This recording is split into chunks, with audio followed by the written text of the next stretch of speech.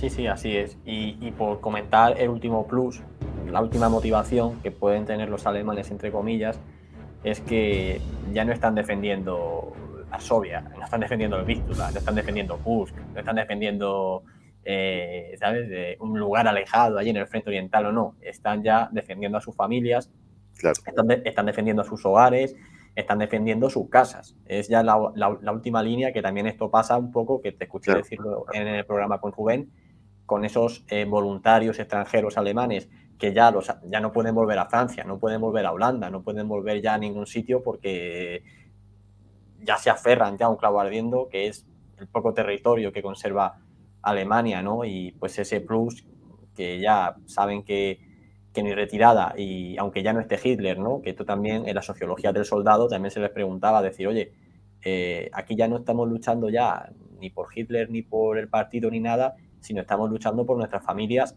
y claro. aunque lo quiten a él, aunque hay un atentado, ¿sabes? O sea, lo quiten del Sí, mando, los aliados van a seguir avanzando con esta ferocidad, porque que esté Hitler o no les ha dejado de importar desde hace mucho tiempo, por lo cual el resultado para nosotros va a ser el mismo, ¿verdad? claro.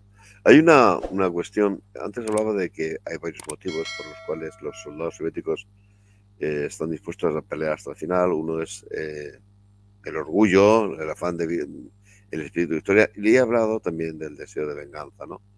La ocupación alemana en Rusia ha sido cualquier cosa que queramos etiquetarla, ha sido muy brutal y por tanto muchos tienen venganzas, afán de venganza, ¿no?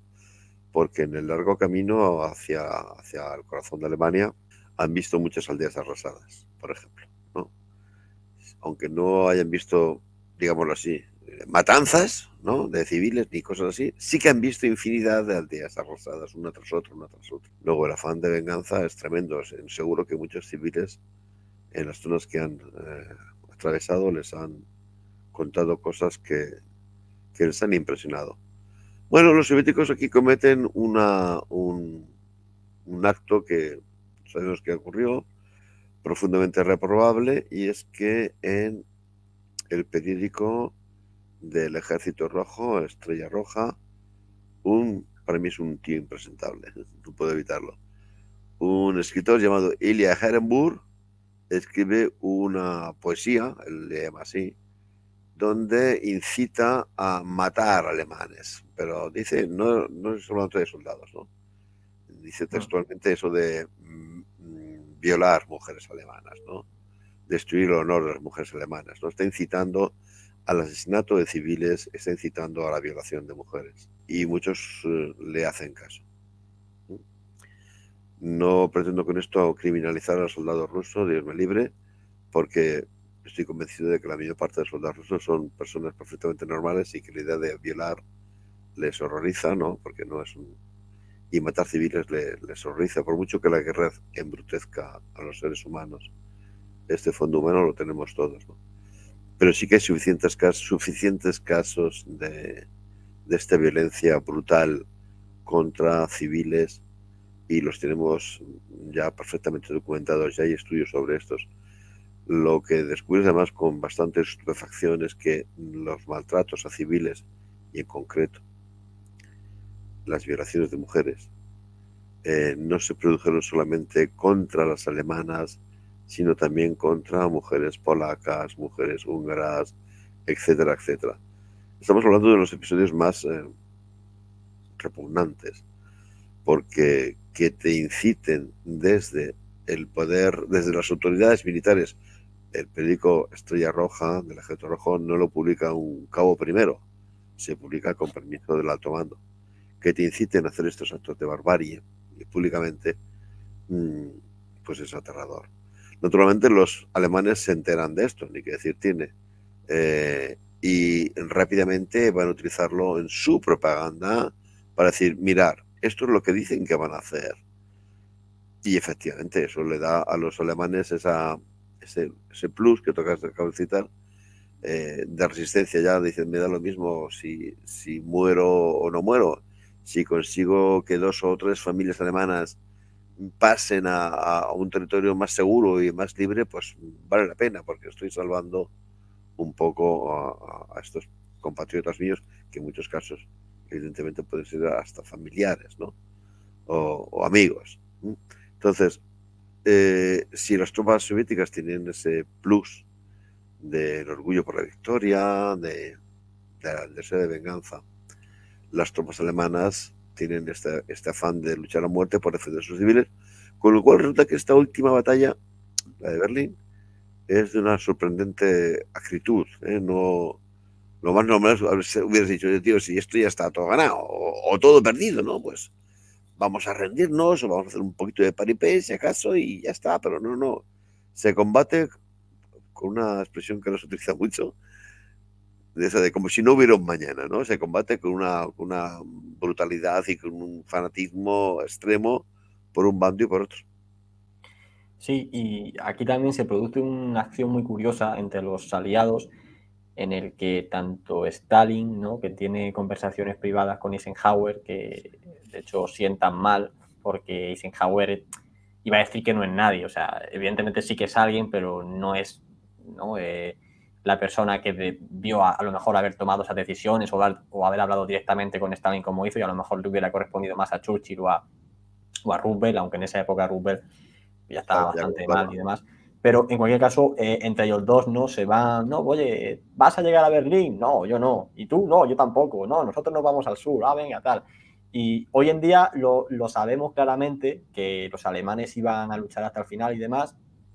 Ya conocemos la historia, pero claro, en aquella época había también cierta duda de decir, bueno, ¿qué pasa si, estoy hablando a principios de abril del 45, ¿qué pasa si Alemania de repente se rinde? Le ponen a Hitler, pasa cualquier cosa, el gobierno dice que se rinde tal, los soldados se rinden, no estaba tan claro, ¿no? Si finalmente los aliados occidentales, aprovechando cualquier tipo de situación así, o incluso firmando una paz por separado, que también era otra cosa que se especulaba, iban a llegar o no antes que los soviéticos. Pero hubo ahí también bastante, mm, no sé cómo Sí, llamarlo, pero es que manipulación entre ambos, sí, engaño. vuelve un poco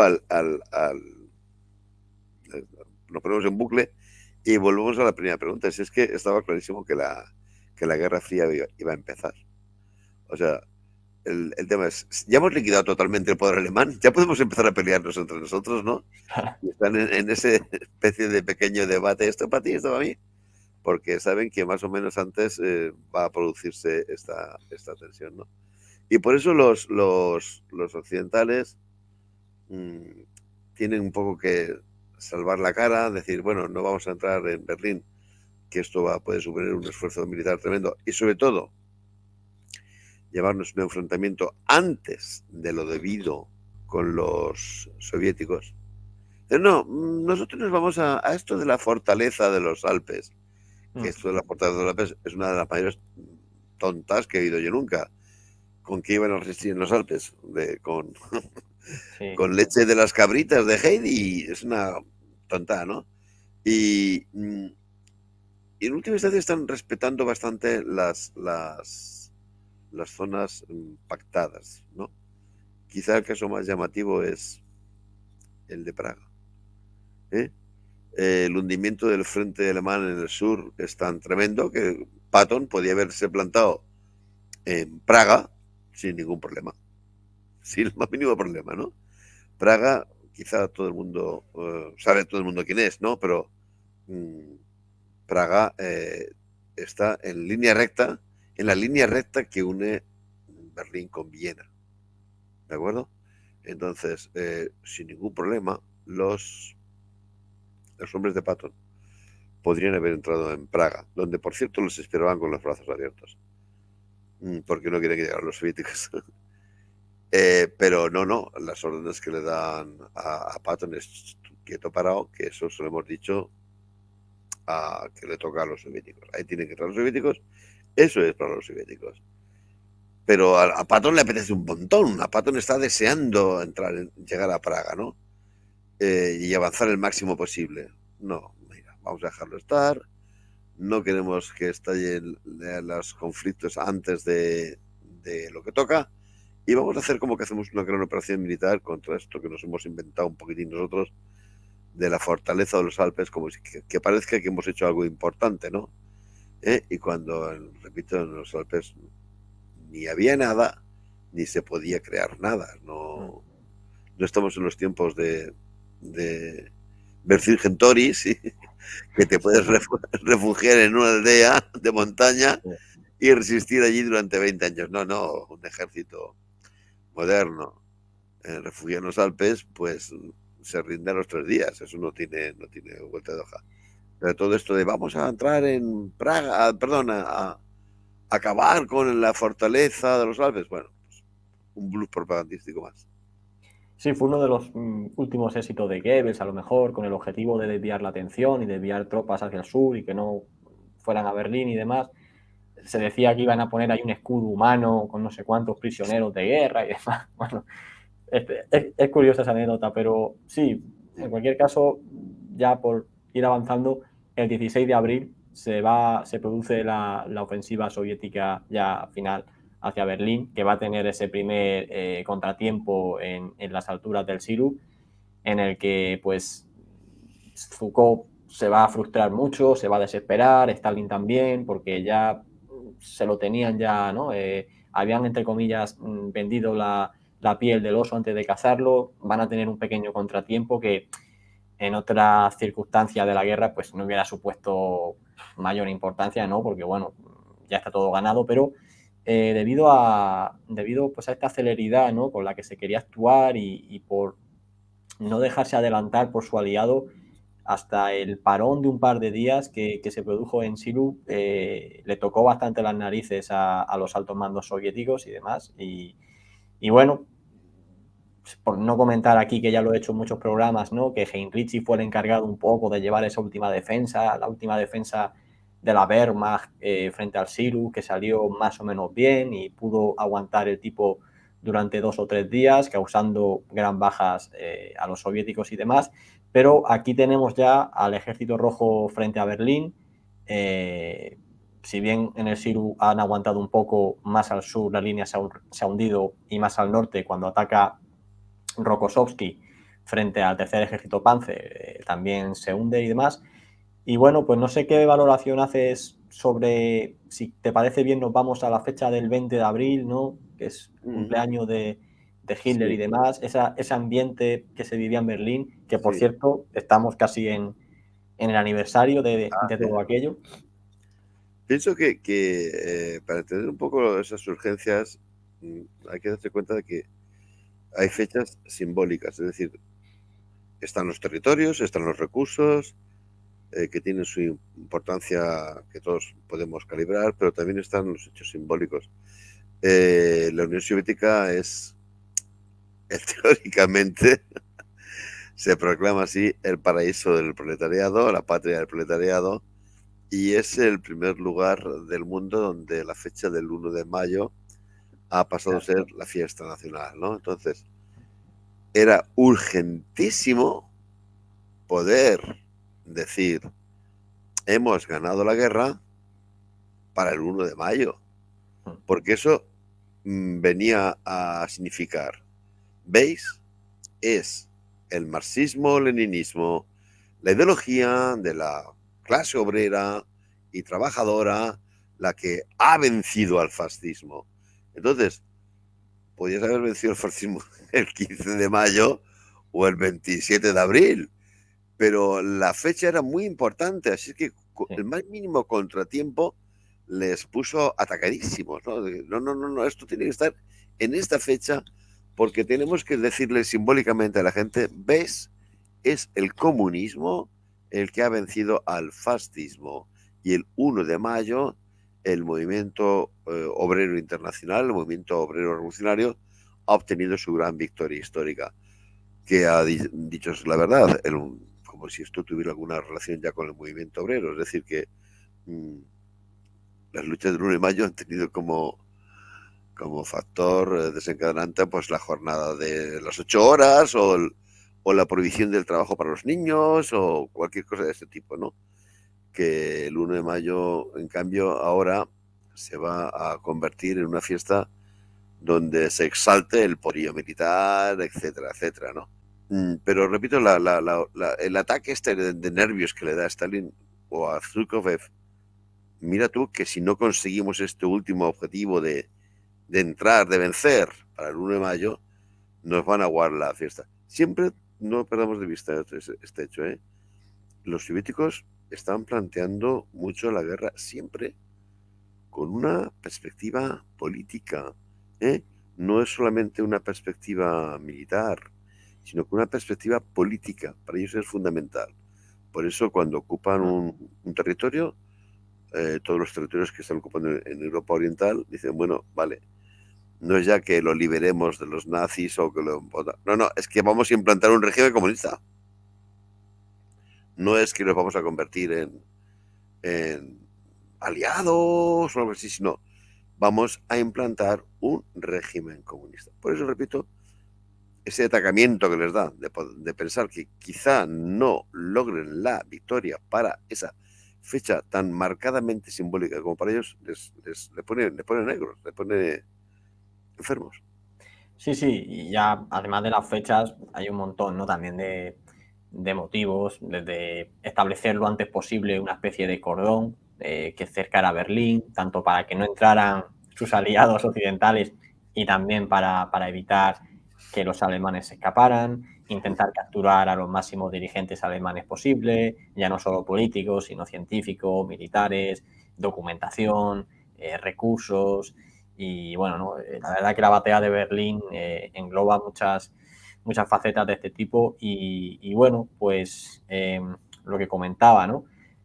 Los alemanes ya para la defensa de Berlín, si bien ya para el Vístula tenían los restos de los restos, para Loder tenían los restos de los restos de los restos, pues ya para Berlín tienen los restos de los restos de los restos de los restos de los restos y aún así, pues bueno, es una batalla que va a durar aproximadamente entre 10 y 12 días, en las que los alemanes van a contar con la ventaja de conocerse la ciudad, de ser un combate urbano en la que los soviéticos también se lanzan un poco con precaución, pero un poco a lo loco también, ¿no? Por estas prisas y demás. De hecho, a los primeros soviéticos que pudieran ir al Reichstag se les prometió la condecoración de héroes de la Unión Soviética y demás, ¿no? Y había como mucha prisa y esto también pues le va a hacer sufrir más bajas, pero no sé cómo analizarías tú esta defensa de Berlín, ¿no? En la que ya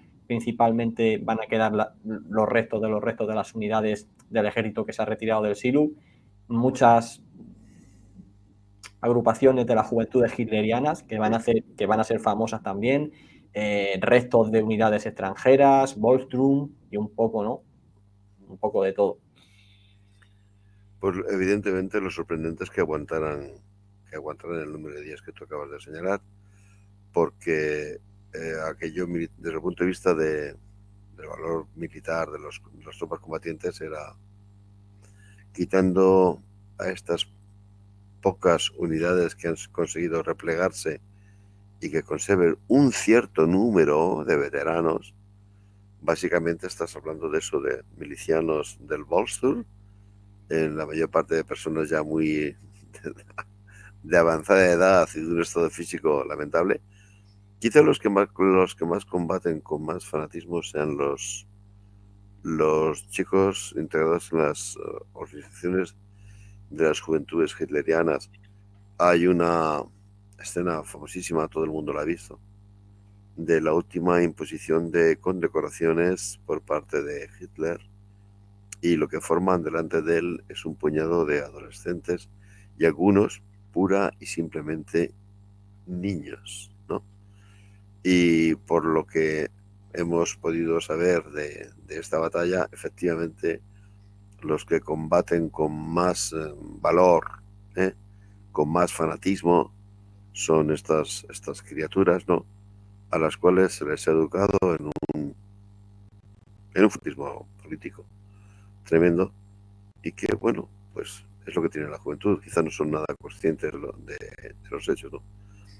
Es bastante patético ver cómo se lanza a niños a la batalla, pero todo parece indicar de que el corazón sea, de que los combatientes que con más denuedo luchan en la batalla de Berlín por parte alemana son estos grupos de niños y de adolescentes que Sí, están imbuidos de esos valores tan fanáticos.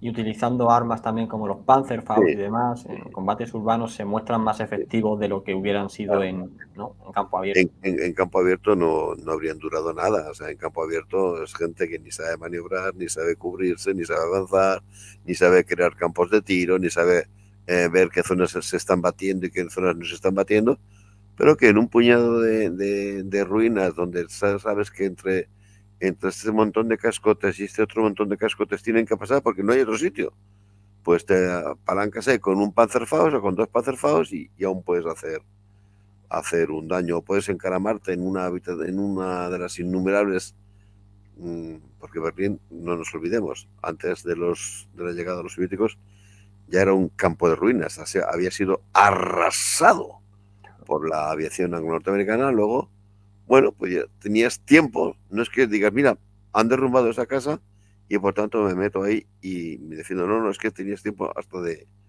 haber preparado ese tipo de emplazamientos con un mínimo de antelación para decir, en este buen rincón domino esta plaza, me pertrecho aquí de 5 Panzerfaust y bueno, pues hasta que el cuerpo aguante, ¿no?